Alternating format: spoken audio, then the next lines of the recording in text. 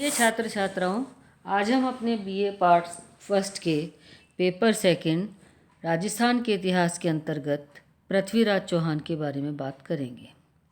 पृथ्वीराज तृतीय, जिसे आमतौर पर पृथ्वीराज चौहान कहा जाता है या राय पिथौरा भी कहा जाता है, वह चौहान वंश का सबसे शक्तिशाली शासक था।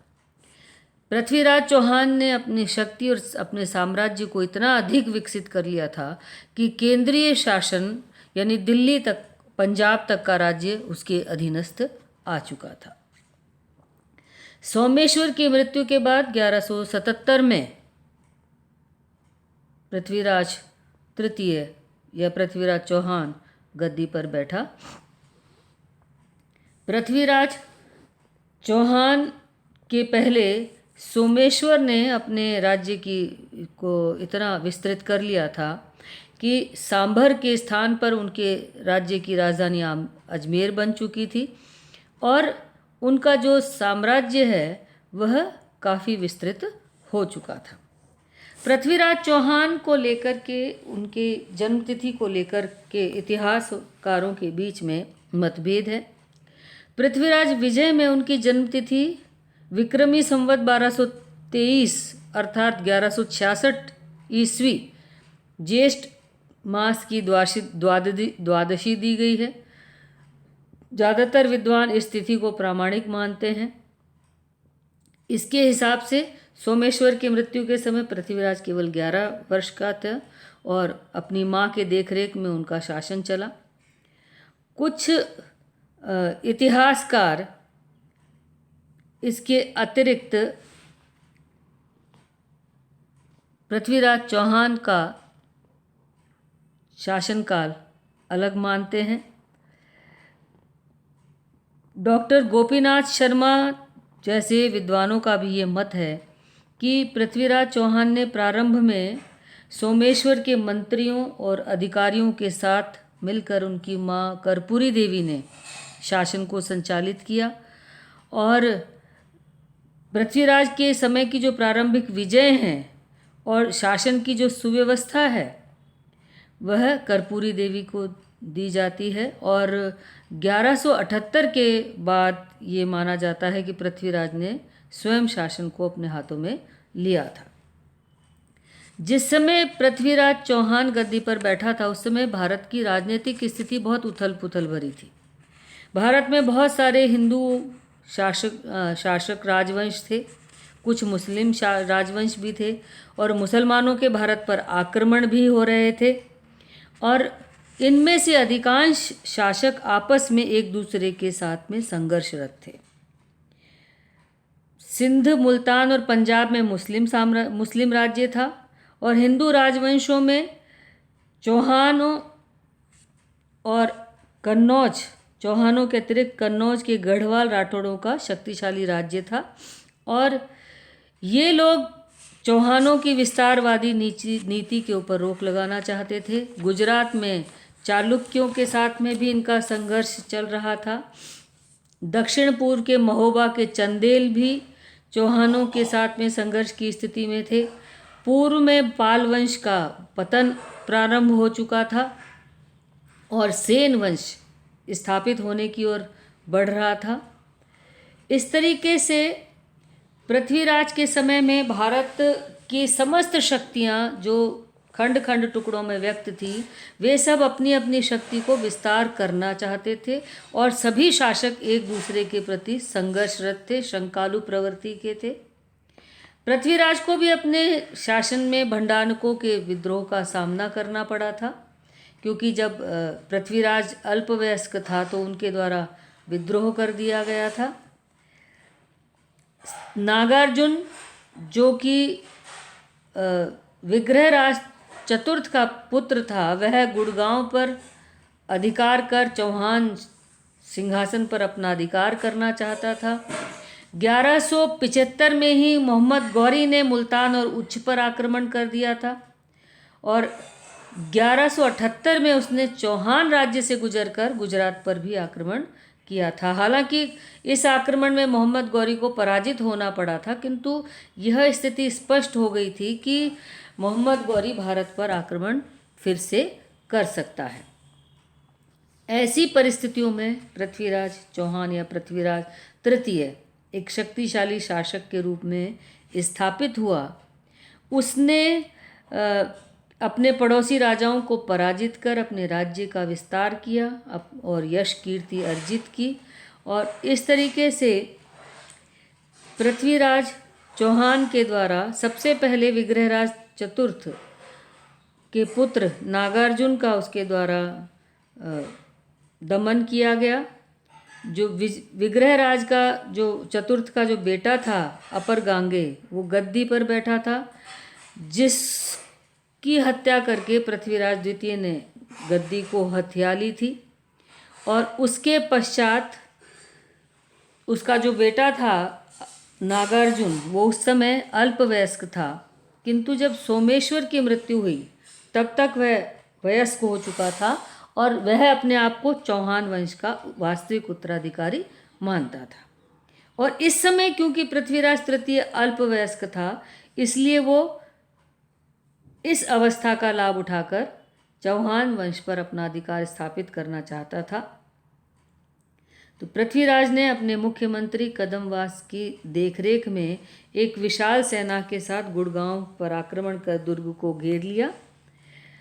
हालांकि इसमें से नागार्जुन किसी तरह से बच निकला, किंतु उसकी माँ और स्त्री और बच्चों व परिवार को बंदी बना लिया गया।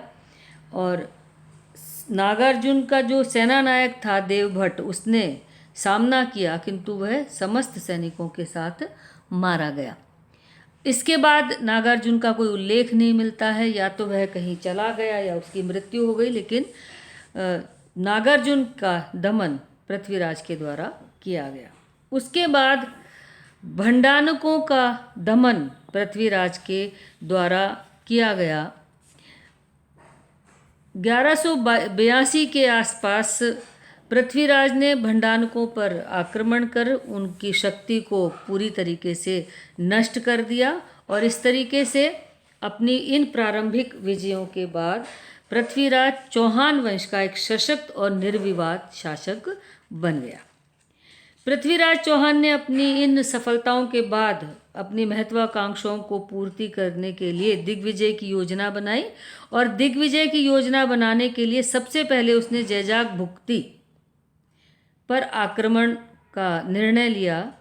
चंदेलों का जो विस्तृत राज्य था उसमें बुंदेलखंड, जैजाक भुक्ति, महोबा शामिल थे, और महोबा उनकी राजधानी थी। इस समय परमर्दी चंदेलों का शासक था, जिसके दुर्व्यवहार से उसके सरदार रुष्ट थे, और उसके जो प्रमुख सरदार थे आला और उदल, वो कन्नौज के दरबार में चले गए। 1182 में पृथ्वीराज ने चंदेलों पर आक्रमण किया, और इस युद्ध में परमार्दी की ओर से उसके पुराने सेनानायकों आला उदल ने और कन्नौज के सैनिकों ने भाग लिया, और इसमें घमासान युद्ध हुआ, जिसमें आला उदल मारे गए। परमर्दी को पृथ्वीराज से पराजित होकर के समझौता करना पड़ा, संधि करनी पड़ी। इसके बाद पृथ्वीराज का संपूर्ण महोबा राज्य के ऊपर अधिकार तो हो गया, किंतु उसने इस राज्य को अपने राज्य में नहीं मिलाया।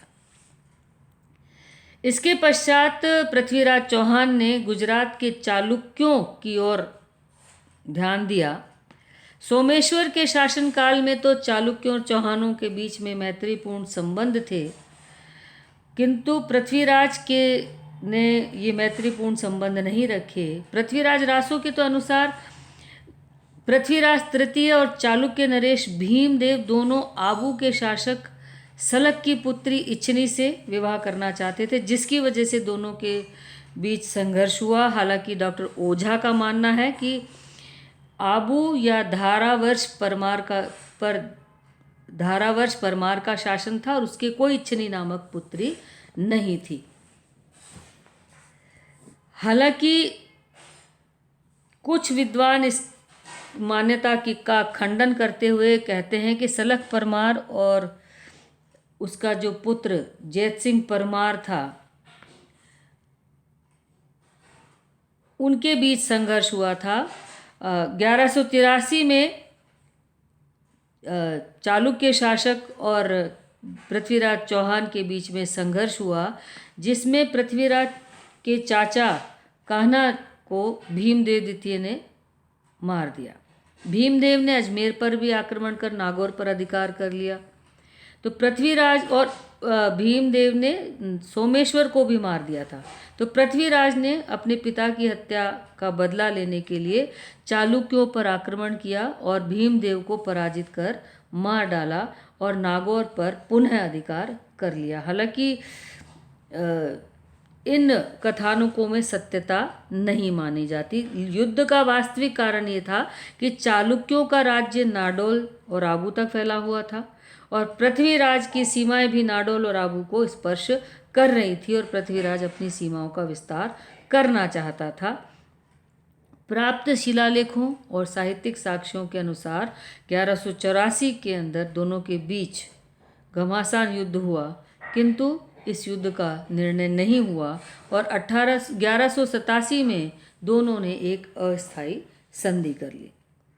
इसके पश्चात पृथ्वीराज तृतीय ने गढ़वाल शासक जयचंद के शासन की ओर विस्तारवादी नीति अपनाने का प्रयास किया।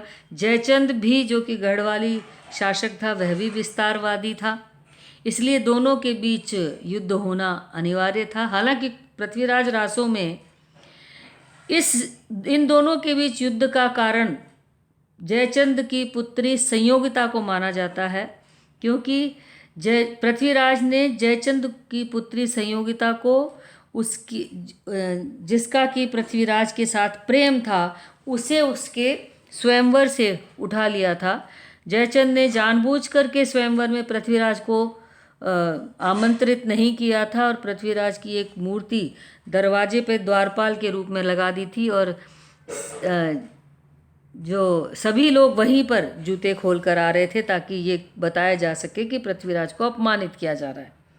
संयोगिता ने अपनी माला पृथ्वीराज की जो मूर्ति थी उसी के गले में डाल दी और वहीं से पृथ्वीराज उसे उठाकर ले गया, जिसकी वजह से दोनों के बीच और प्रतिद्वंदिता या शत्रुता बढ़ गई। कुछ इतिहासकार इस कथा को कपोल कल्पित मानते हैं, जैसे डॉक्टर ओझा, डॉक्टर त्रिपाठी, लेकिन डॉक्टर दशरथ शर्मा इसको ऐतिहासिक मानते हैं। डॉक्टर दशरथ शर्मा कहते हैं कि पृथ्वीराज विजय में राजकुमारी तिलोत्तमा की कहानी संयोगिता से मिलती है। यह जो ग्रंथ है वो बूंदी नरेश सुरजनहाड़ा के आदेश पर 16वीं शताब्दी में लिखा गया था और 16वीं शताब्दी में लिखे गए इस कथा को विश्वसनीय माना जाता है। सुरजन चरित में भी इसका उल्लेख मिलता है, इसमें संयोगिता का नाम कांतिमती मिलता है। दशरथ शर्मा ये भी कहते हैं कि हमीर महाकाव्य और रंभा मंजरी के मौन के विरुद्ध सब युक्तियाँ हेतु आभास मात्र हैं। उस कांतिमत संयोगिता को हम पृथ्वीराज की प्रेयसी रानी मान सकते हैं।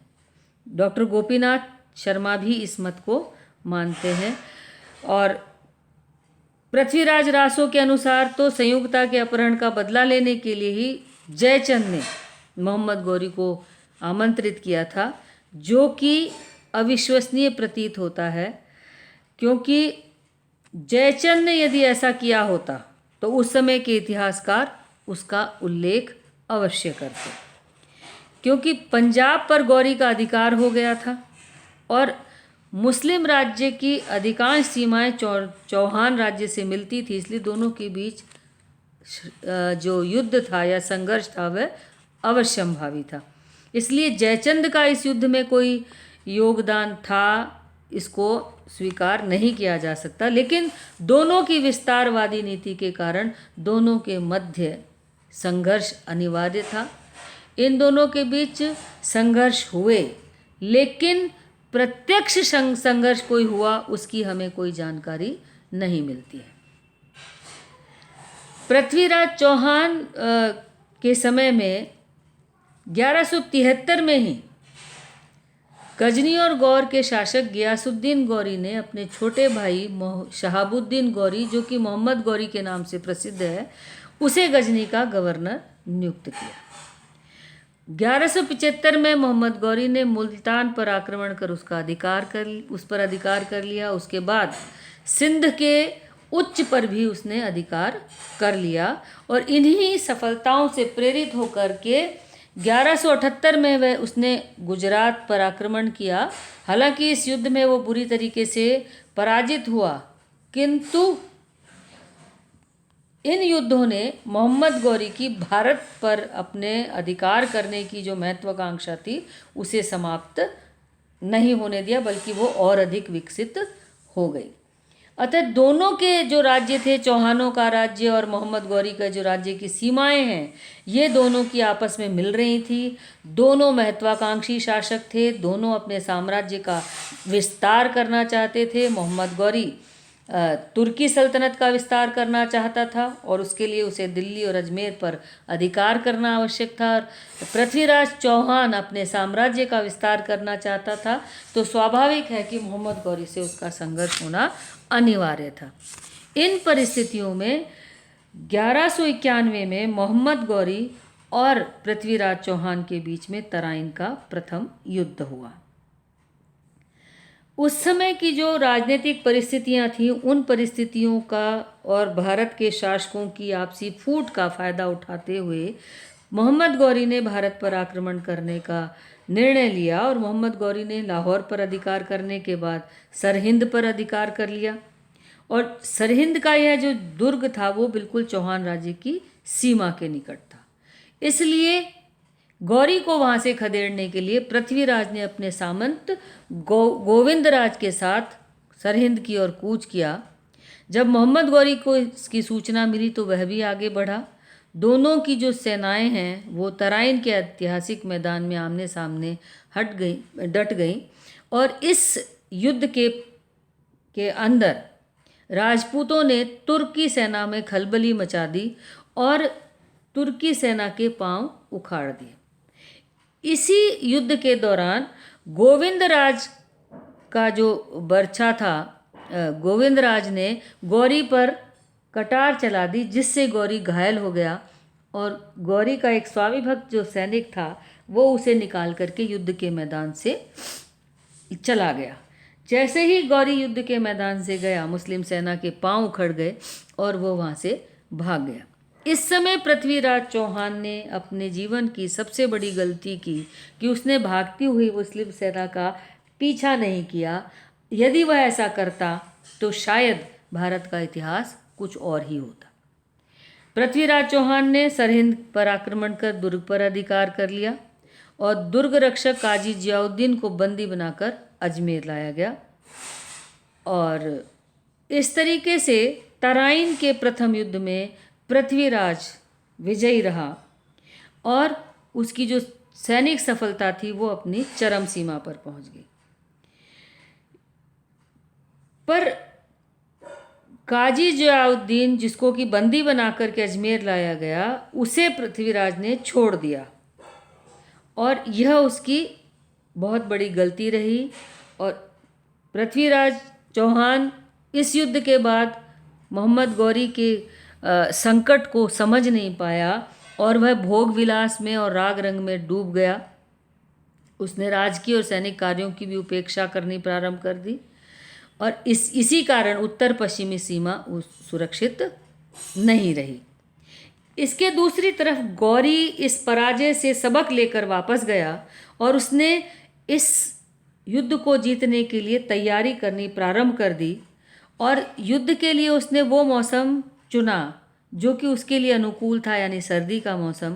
और पुनः 1 वर्ष के बाद वह तराइन के युद्ध में आकर डट गया और इस तरीके से 1192 में मोहम्मद गौरी और पृथ्वीराज चौहान के बीच में दूसरा तराइन का युद्ध प्रारंभ हुआ।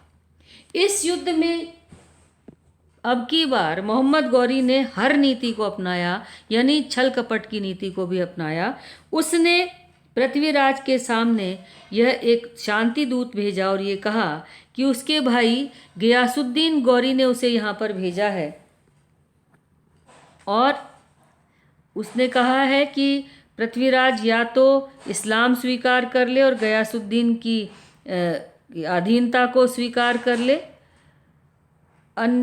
लेकिन पृथ्वीराज ने इसको मानने से मना कर दिया। पुनः गौरी ने संदेश भेजा कि भाई वो तो अपने भाई की वजह से आया है और वो युद्ध की जगह संधि करना अवश्य समझता हूँ, इसलिए अपने भाई के आदेश पर आने के कारण वो अपना दूत भाई के पास भेज रहा है और जैसे ही उसका आदेश प्राप्त होगा वह वापस लौट जाएगा। लेकिन पृथ्वीराज ने तो इस बात पर यकीन कर लिया, लेकिन गौरी ने अपनी सैनिक तैयारियां प्रारंभ की। उसने अपने सेना के अश्वरोहियों के दस्तों को चारों दिशाओं में फैला दिया। अपने सैनिक शिविरों में जगह जगह मशालें जला दी ताकि ये भ्रम बना रहे कि सैनिक अभी अपनी छावनी में ही हैं, और रातों रात अपनी सेना को शत्रु सेना के चारों तरफ फैला दिया। और अगले ही दिन सुबह पहले उन्हें गौरी की पृथ्वीराज चौहान के खेमे पर आक्रमण कर दिया। इस आक्रमण से राजपूत शिविर में भगदड़ मच गई, किंतु पृथ्वीराज ने तुरंत स्थिति को संभालने का निर्णय लिया और अपनी सेना को अनुशासित किया। बीच में ऐसा लग रहा था कि स्थिति चौहानों के पक्ष में जा रही है, लेकिन तीसरे पहर तक आते आते मोहम्मद गौरी की जो सुरक्षित सेना थी वो आ गई और राजपूतों की सेना थक चुकी थी इस समय तक। इसके कारण जो संपूर्ण शक्ति नई जो आई थी वो भीषण प्रहार राजपूत सेना नहीं झेल पाई। पृथ्वीराज को युद्धभूमि से भागकर सिरसा जाना पड़ा, किंतु उसे सिरसा के आसपास पकड़ लिया गया और मार दिया गया। गोविंदराज भी वीरगति को प्राप्त हुआ और मोहम्मद गौरी की निर्णायक सफलता हुई। इस तरीके से मोहम्मद गौरी ने प्रथम तराइन के युद्ध में हुई अपनी पराजय का बदला ले लिया और हांसी, सिरसा, समाना, कोहराम, अजमेर और दिल्ली तक एक विशाल साम्राज्य की स्थापना उसके द्वारा कर ली गई। अब प्रश्न ये उठता है कि इस युद्ध के बाद क्या पृथ्वीराज चौहान की मृत्यु हो गई थी या पृथ्वीराज चौहान जिंदा था? पृथ्वीराज रासो के अनुसार जो चंद्रबरदाई के द्वारा लिखी गई है उसमें ये कहानी है कि पृथ्वीराज को मोहम्मद गौरी गजनी ले गया और उसे अंधा बना दिया गया। पृथ्वीराज को शब्दवेदी बाण चलाने आते थे, तो जो चंद्रवरदाई है वह भी वहाँ पहुँच गया। उसने अपने कवित्व के माध्यम से पृथ्वीराज को मोहम्मद गौरी की स्थिति के बारे में बताया और गौरी को ये कहा कि यदि वह आदेश देगा तो पृथ्वीराज शब्दवेदी बाण भी चला सकता है। और इस अवसर पर जैसे ही मोहम्मद गौरी कुछ बोला, पृथ्वीराज चौहान ने एक तीर चलाया जिससे पृथ्वीराज की मृत्यु हो गई और दूसरा तीर पृथ्वीराज और चंद्रबरदाई ने एक दूसरे के प्रति चलाया, जिसके बाद दोनों की जीवन लीला समाप्त हो गई। किंतु इस कथा को सत्य के रूप में स्वीकार नहीं किया जा सकता। कुछ जो हमारे पास में सिक्के मिलते हैं उनमें हमें इस युद्ध के बाद भी पृथ्वीराज चौहान और मोहम्मद गौरी के नाम के सिक्के मिलते हैं, जिनसे शायद यह माना जाता है कि मोहम्मद गौरी ने पृथ्वीराज को पराजय के बाद उसका राज्य वापस लौटा दिया था अधीनस्थ शासक के रूप में, और पृथ्वीराज ने उसको अपना अपमान माना और पृथ्वीराज ने मोहम्मद गौरी के खिलाफ षड्यंत्र रचना प्रारंभ कर दिया और मोहम्मद गौरी ने उसकी हत्या करवा दी और उसके पुत्र गोविंदराज को सांभर का राज्य सौंप दिया। इस युद्ध के परिणाम स्वरूप भारत का इतिहास बिल्कुल ही बदल गया। भारत पर विदेशियों का शासन स्थापित हो गया, जो कि 1192 के युद्ध के बाद प्रारंभ हुआ और 1947 तक विदेशी शासकों का सिलसिला चलता रहा।